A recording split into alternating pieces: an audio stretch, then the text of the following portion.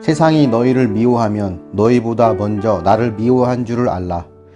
너희가 세상에 속하였으면 세상이 자기의 것을 사랑할 것이나 너희는 세상에 속한 자가 아니요 도리어 내가 너희를 세상에서 택하였기 때문에 세상이 너희를 미워하느니라. 내가 너희에게 종이 주인보다 더 크지 못한다 한 말을 기억하라. 사람들이 나를 박해하였은즉 너희도 박해할 것이요 내 말을 지켰은즉 너희 말도 지킬 것이라. 그러나 사람들이 내 이름으로 말미암아 이 모든 일을 너희에게 하리니 이는 나를 보내신 이를 알지 못함이라. 내가 와서 그들에게 말하지 아니하였더라면 죄가 없었으려니와 지금은 그 죄를 핑계할 수 없느니라. 나를 미워하는 자는 또 내 아버지를 미워하느니라. 내가 아무도 못한 일을 그들 중에서 하지 아니하였더라면 그들에게 죄가 없었으려니와 지금은 그들이 나와 내 아버지를 보았고 또 미워하였도다. 그러나 이는 그들의 율법에 기록된 바 그들이 이유 없이 나를 미워하였다 한 말을 응하게 하려 함이라. 내가 아버지께로부터 너희에게 보낼 보혜사 곧 아버지께로부터 나오시는 진리의 성령이 오실 때에 그가 나를 증언하실 것이요 너희도 처음부터 나와 함께 있었으므로 증언하느니라. 아멘. 우리나라는 종교의 자유가 있습니다. 그래서 교회를 다닌다고 해서 재산을 빼앗기거나 생명의 위협을 당하지 않죠. 하지만 초대교회 당시에는 기독교인이라는 이유만으로 말할 수 없는 박해를 받았습니다. 오늘 말씀에서 주님은 세상이 너희를 미워하는데 그것은 너희보다 먼저 나를 미워하는 것이고 나만 미워하는 것이 아니라 너희까지 미워하는 이유는 너희도 나처럼 이 세상에 속하지 않아서 그렇다라고 말씀하십니다. 정말 주님을 따르면 세상에서 미움을 받게 돼요. 그것은 당연한 것입니다. 세상에서 인정도 받고 또 주님을 따르는 경우는 거의 없다라고 봐야 합니다. 오늘 말씀에 나왔던 세상으로부터 미움을 받는 이 고난은 복음 때문에 받는 고난이라고 할 수 있습니다. 고난의 종류는 세 가지가 있습니다. 그 첫 번째는 세상에 속하지 않았기 때문에 세상으로부터 받는 고난을 말합니다.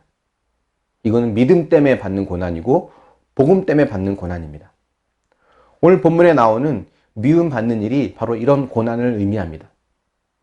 이런 고난은 그 자체가 우리가 세상에 속하지 않았다는 것을 보여주는 증거죠. 그래서 이것은 값진 고난이고 또 그리스도의 고난에 동참하는 겁니다. 그래서 이런 고난을 받고 있다면 그것은 하나님께 감사해야 될 일이죠. 또 두 번째 고난의 종류는 이겁니다. 이유를 알 수 없는 고난이 있습니다. 성경에 나오는 욥의 고난이 바로 그런 고난이죠. 내가 선택해서 야기된 고난이 아닌 것들이 우리 삶에는 굉장히 많습니다. 이와 같은 고난도 우리는 하나님의 뜻이 있을 거라고 믿고 신뢰를 하죠. 이것은 우리가 그 고난의 뜻을 이해해서가 아니라 이해는 안 되지만 100% 오롯인 하나님을 신뢰하기 때문에 이 고난에도 하나님의 계획이 있을 거라고 믿는 겁니다. 또 세 번째 고난의 종류는 이겁니다. 나의 죄로 인한 고난을 말합니다. 내 욕심 때문에 그릇된 판단을 하고 행동을 해서 얻는 피해나 어려움, 이것은 내 죄로 인한 고난이지 이걸 믿음이나 복음으로 인한 고난이라고 말하지 않습니다. 이것은 세상에 속하지 않아서 받는 고난이 아니라 오히려 세상을 닮아서 겪게 되는 고난일 때가 많죠. 그리고 이것은 감사해야 될 것이 아니라 오히려 부끄러워야 될 일입니다. 그리고 회개해야 할 일이죠. 여러분은 어떤 고난을 주로 받고 있습니까? 오늘날 한국 교회가 당하는 고난은 세상과 구별되고 세상과 달라서 겪는 고난이라기보다는 세상을 많이 닮아서 겪는 고난이라는 점이 참 안타깝습니다. 저도 목회자가 되니까 복음 때문에 당하는 고난은 좀처럼 경험하기 어려운 것 같습니다.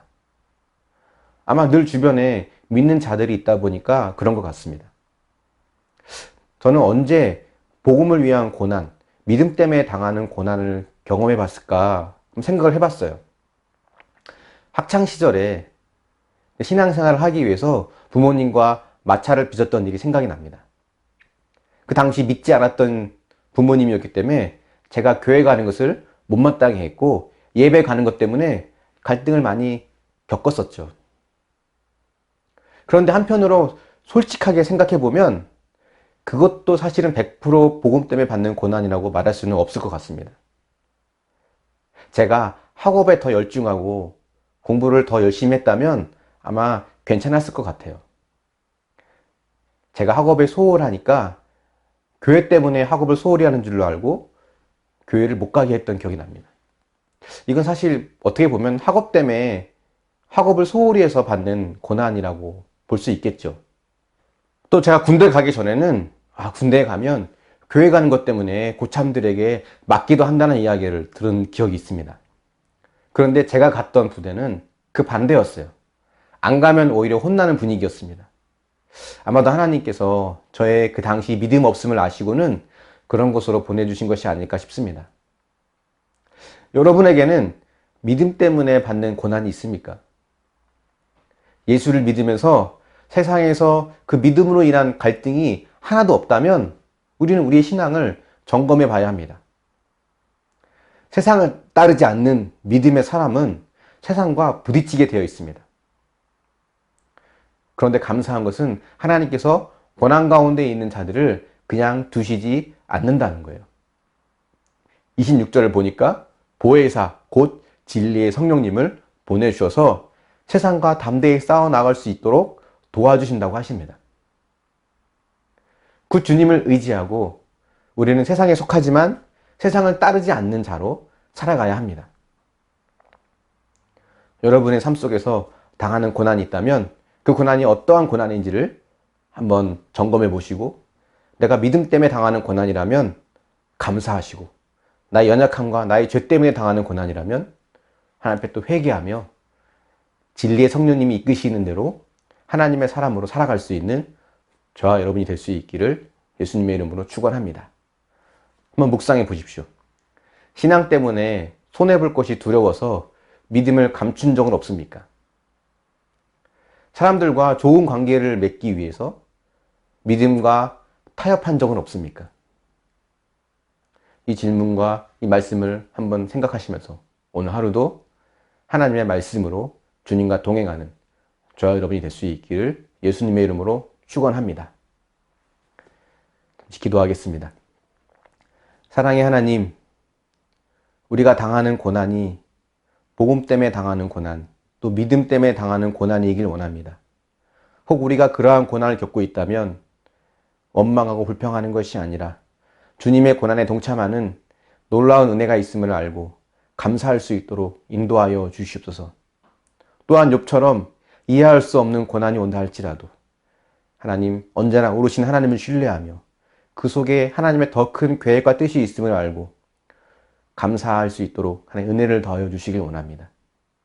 또한 우리의 고난이 나의 죄와 나의 그릇된 판단과 행동 때문에 오는 것이라면 하나님 회개할 수 있는 믿음을 주시옵소서. 그래서 어떤 고난이 오더라도 하나님을 택하며 하나님의 말씀대로 살아갈 수 있도록 도우시고 인도하여 주시길 원합니다.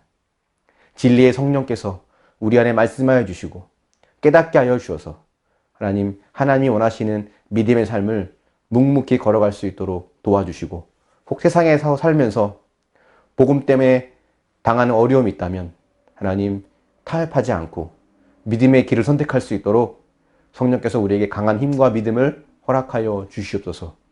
감사드리며 예수님의 이름으로 기도합니다. 아멘.